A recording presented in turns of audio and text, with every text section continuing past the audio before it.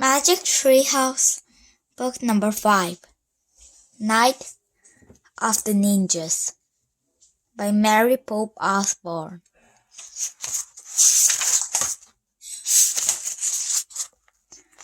Chapter 1, Back into the Woods. "Look again, Jack," said Annie. Jack and Annie were walking home from the library.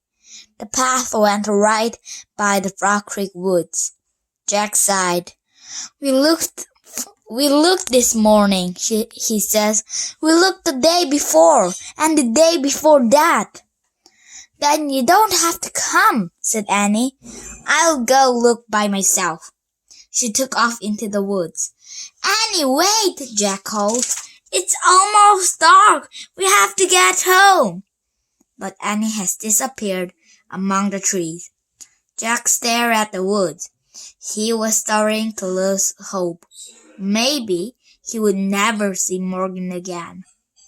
Weeks have passed, and there has not been one sign of Morgan Le Fay.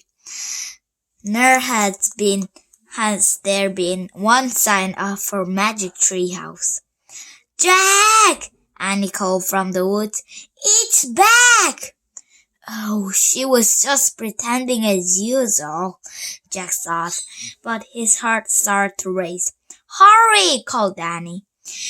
"She better not be kidding," said Jack.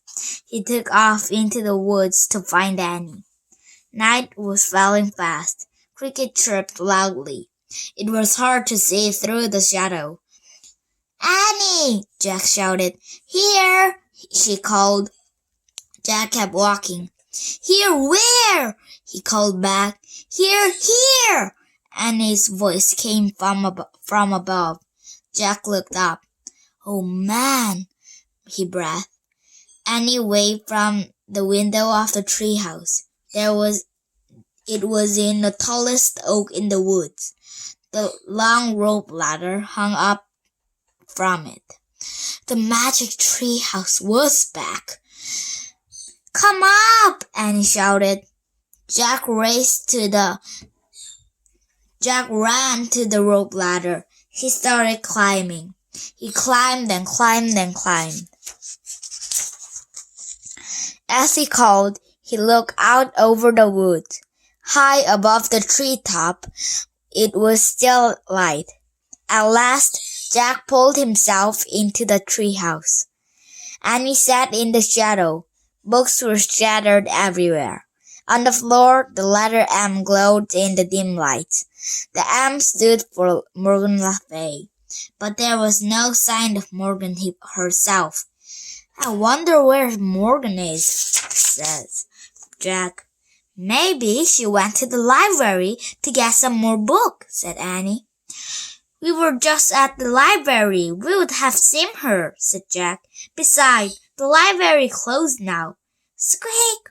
The little mouse ran out from the behind sack of books. It ran to the M shining in the floor. "Yikes!" said Annie. The mouse sat on the middle of the M. It looked up at Jack and then Annie. "Oh, it's so cute." "It's so cute," Annie says. Jack has to admit the mouse was cute. It has brown and white fur and big dark eyes. Annie slowly reached out her hands. The mouse didn't move. Annie patted its tiny head. "Hi, Peanuts," she says. Can I call you Peanuts?" "Oh, brother," said Jack. "Do you know where the Morgan is?" Annie asked the mouse. Squeak! "You're nuts, Annie," said Jack. "Just because the mouse is in the treehouse doesn't mean it's magic. It's a plain old mouse that crawled in, that's all." Jack looked around again. She saw a piece of paper on the floor. "What's that?" he said. "What's what?" asked Annie. Jack went over and picked up the paper. There were white writing on it. "Oh, man," whispered Jack, after he read the word. "What is it?" said Annie. "A note," said Jack. "It must be from the Morgan. I think she is in big trouble." Chapter 2. The Open Book. Jack showed Annie a piece of paper. It says, "Help me, under the spell final for him." "Oh no," said Annie. "We have to help her." But what's the thing?" Maybe she was trying to write things," said Jack. "See how an N sort of running off the page? Maybe the spell was starting to make her disappear or something," said Annie. "Right," said Jack. "I wonder if she left any other clue." He glanced around the treehouse. "Look!" Annie pointed to the books in the corner. "That's the only open book," she says. Jack looked around again. Annie was right. He felt a shiver to go down his spine. Jack went over the books and picked it up. He held it near the window. Light from the setting sun was golden on the page. Jack stared at the picture on it. In the picture, there were trees with white flower. The tree was on the side of the mountain, near the wide rushing stream. 2 people were also in the picture. They wore dark clothes. They had a black scarf over their face, a long sword strapped to their big backs. "Oh, man," whispered Jack. "Who are they?" Annie asked. "Ninja, I think," said Jack. "Ninja? Really?" said Annie. "Morgan must have left the books open this page for the reason," said Jack. "Maybe that's where she was when the spell got her," Annie says. "Or maybe that's where the 4 things are," said Jack. "Let's go," said Annie. "Now?" said Jack. "Yes, Morgan's in trouble. She needs us now," said Annie. "But we should read this book first," said Jack, "so we'll be prepared." "Forget it," said Annie. "Every minute counts." She grabbed the book from Jack. "Give it back," he says. "We have to find out about this place." And he held the books out for reach. "We'll find out when we get there," she says. "We don't even know where there is," Jack says. But Annie pointed to the picture. "I wish we could go here," she says. The leaves of the oak tree began to shake. "Squeak!" "Don't scare Peanuts," said Annie. She scooped up the mouse. Then she put it in the pouch of her sweatshirt. The wind began to blow. It blew harder and harder. The treehouse started to spin. Faster and faster. Jack squeezed his eyes shut. Then everything was still. Absolutely still, except for the sound of rushing water. Chapter 3. Yee-haw! Jack opened his eyes. Annie was already looking out the window. The mouse peeked out of her pouch. Jack looked out the window too. The air was fresh and cool. The treehouse was in the tree with the white flower. The tree was in the grove of trees on the side of the mountain. Nearby, the white stream rushed down here. The 2 ninjas were standing on rocks near the water. They were staring at the valley below. One ninja was tall. The other was short. They wore black pants and shirts. They had black sherbs around their heads, the sword strapped to their back. They were exactly like the picture in the book. Jack crawled below in the window. "Be careful," he whispered. "Don't let them see you." Why not? Annie whispered back. They might think we're some kind of enemy, said Jack quietly. Annie crouched behind him. Jack pushed his glasses into place. Now he was going to look at the ninja book. She picked up the book. He turned to the beginning. He read, very little is known about the shadowy wearer called ninjas. Historians believe that ninja live in the Japan between the 14th and 17th countries. Both men and women were ninja. Sometimes they fought to protect their families. Sometimes world hired them to be spies. Wow, whispered Jack. We're in Japan hundreds of years ago. Jack opened his backpack. He pulled out his notebook and pencil. He liked to take notes. He wrote, Ninjas were in old Japan. Jack, whispered Annie. They're looking up. I think they know we're here. Jack peered over the windowsill. His eyes met the dark eyes of the tall ninja. Yee-haw! The ninja cried. He rushed toward the trees. The other ninja followed. Oh, now, said Annie. We've got to go. Jack says, where is the Pennsylvania book? He and Annie looked around wildly, but there was the book about Pennsylvania. It has picture of the Rock Creek Woods in it. Jack and Annie couldn't get home without it. It's not anywhere, cried Annie.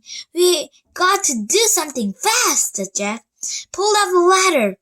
He and Annie grabbed the tons of top of the rope ladder. They pulled the ladder into the treehouse. But the tall ninja lived at the tree trunk. Then he started to climb up the tree. The short ninja followed. They climbed just like cats. Jack and Annie huddled in the corner.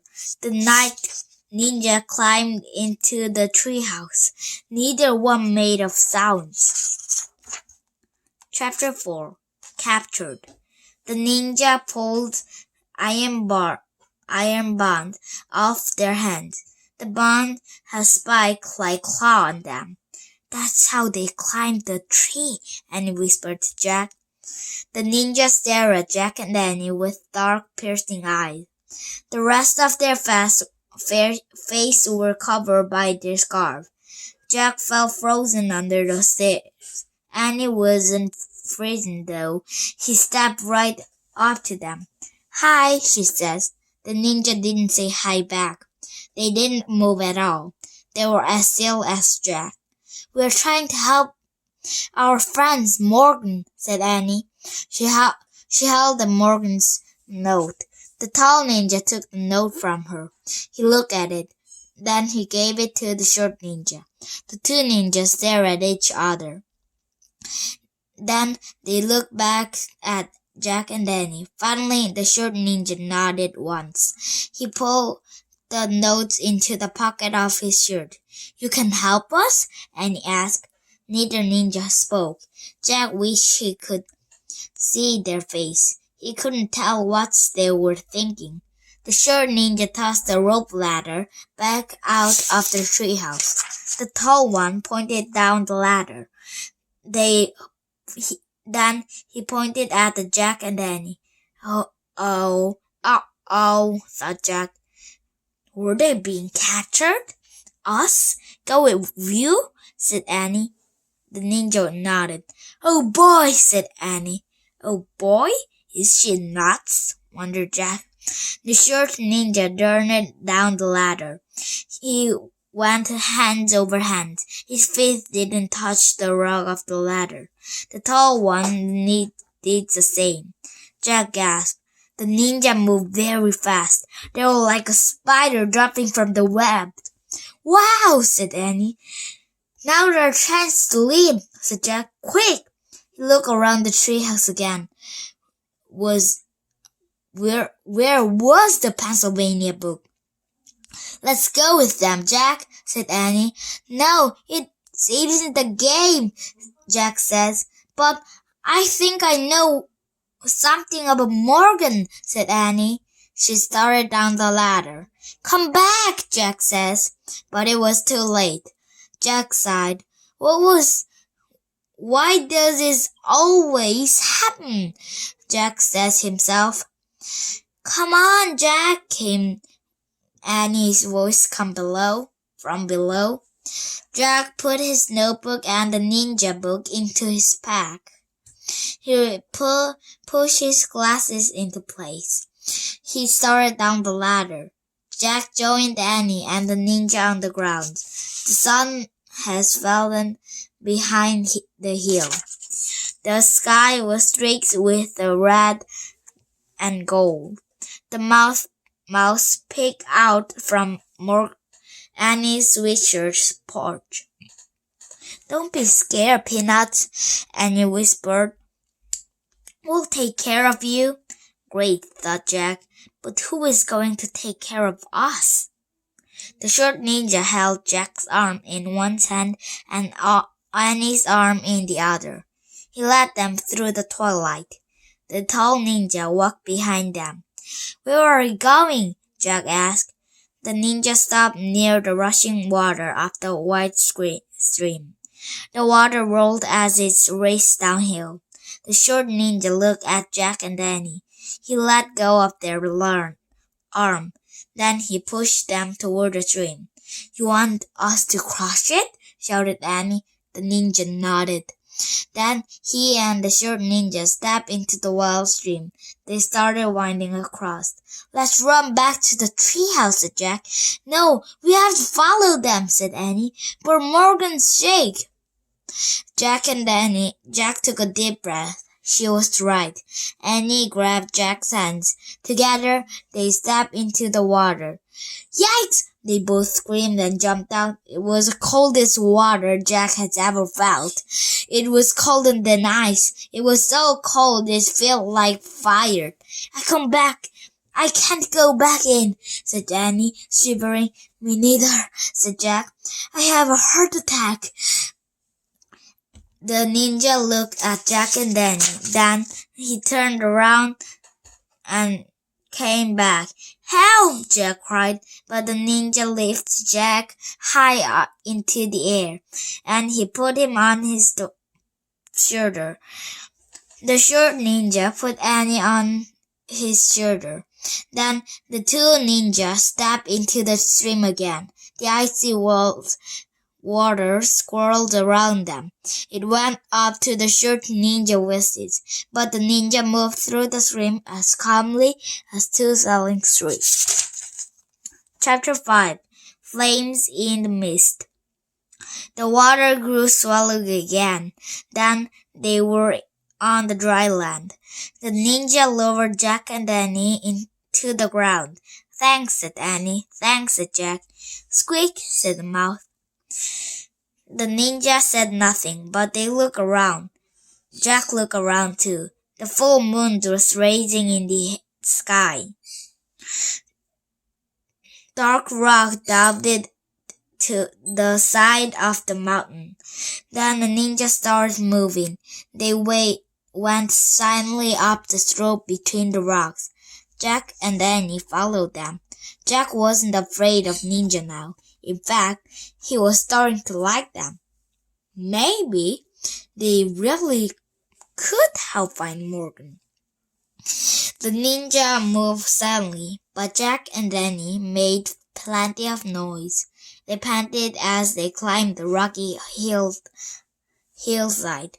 Their wet sneaker made squishy sounds. Suddenly, the ninjas froze. Jack could see their eyes darting down around. Voices were coming from the valley below. Jack saw a torch flaming in the mist. The ninja started to move faster. Jack and Danny hurried after them. Who's carried the torch? Annie asked. Jack was too out of breath to speak. He also don't have an answer. They came to the pine forest. Night birds called out. Winds rattled the branch. The ninja moved like ghosts through the forest. They appeared and disappeared through moonlight and shadow. Jack and Annie struggled to keep up. Finally, the ninja came to the stop. One ninja held out his hand as if it's to say, "Wait." Then both ninjas stepped away to the shadow of the tree and were gone. "Where did they go?" said Annie. "I don't know," said Jack. "Maybe books can tell us." He pulled the ninja books out of the pack. He turned to the page until he came to the picture of the cave. By the light of the full moon, he read, "Sometimes ninja help meeting in the hidden mountain cave to plan secret mission." "Oh man," said Jack. "I bet that's what's inside the hidden cave." He pulled out his notebook and pencil. He wrote, "Meeting in hidden cave." Jack turned the page. He stared at the picture of the ninja sitting on the mat. He read, "Ninja took order from the ninja master. The master was the mysterious wise person who knew many secrets of nature." "Wow," whispered Jack. Just then the two ninjas returned. Jack quickly put his book away. The short ninja mounted for Jack and Annie to follow. In the shadows was the entrance of the dark cave. "What's in there?" Annie whispered. "The ninja master," Jack said back.